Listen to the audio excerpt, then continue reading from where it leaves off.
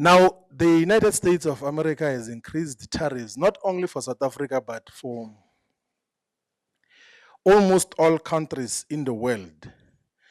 And what Mr. Trump is doing is saying he calls those reciprocal tariffs, that is retaliatory tariffs, like he's doing those tariffs in retaliation, that if you have been charging the American economy certain tariffs to gain access to your market, you are going to be charged for you to gain access to the American market. So South Africa is particularly affected because from the year 2000, South Africa was beneficiary of the African Growth and Opportunities Act, which was a legislation in the American Congress or Parliament to allow countries in sub-Saharan Africa to take goods and products into the American market without paying any tariffs, without paying any taxes as on when those goods enter the American market.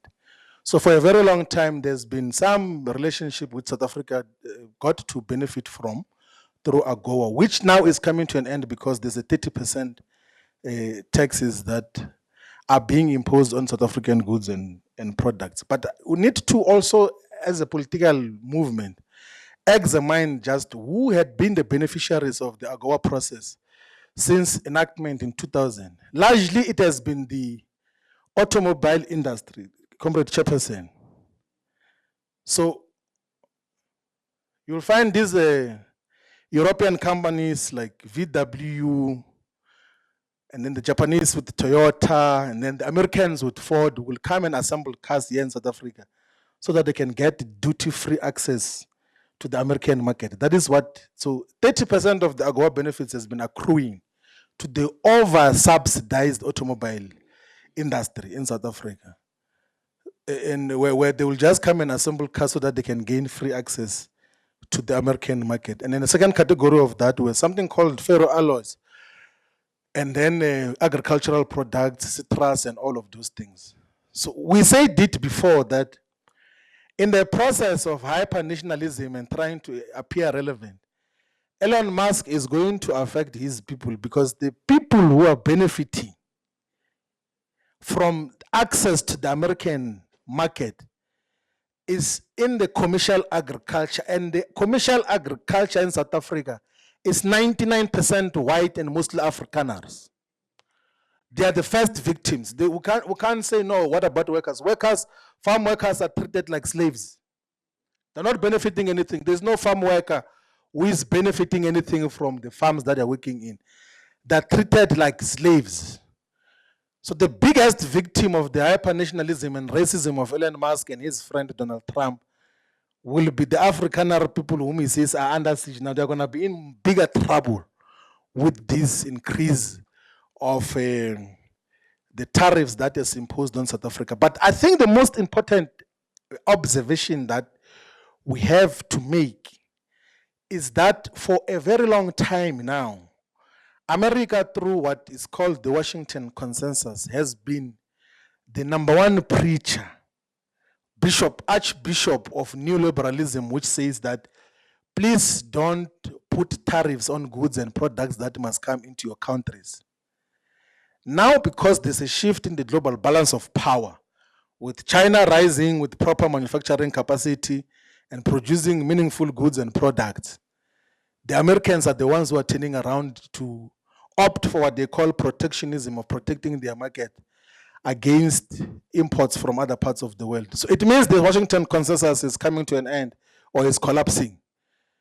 American imperialism and neoliberalism is beginning to come to an end. There is, however, foolishness in the manner in which it's being handled, because it's just blanket increase of tariffs even on things which America cannot domestically produce. I mean, how do you increase tariffs on fruits and nuts which you cannot grow in your own country?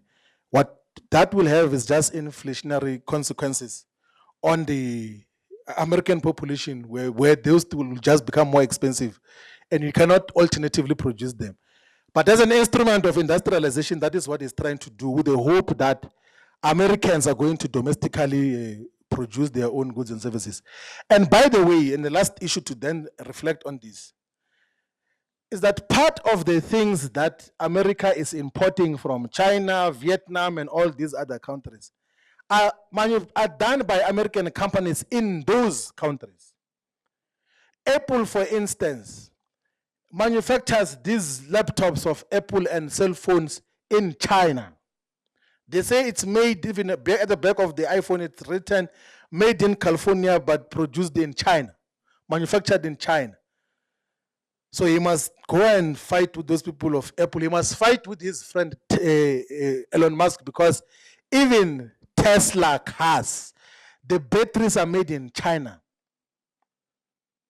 These electric vehicles, batteries are made in China. So there is some levels of folly and foolishness in terms of how the tariffs are imposed in what happens. But what we should, all of us as the progressive global left and global south, appreciate is that the forced neoliberal agenda and forced trade liberalization, which was imposed on behalf of America by the International Monetary Fund and the World Bank, is going to come to an end. Countries are going to be able to develop their own industrial policies and set their own tariffs without being bullied by an American unipolar hegemony which existed for a long time. But in history, America has always tried to use tariffs for its own subjective purposes. But now we're in a different environment. There won't be any wisdom in trying to isolate South Africa from international trade. The call and the demand of Umkhonto weSizwe is that let's intensify our relations with the BRICS countries.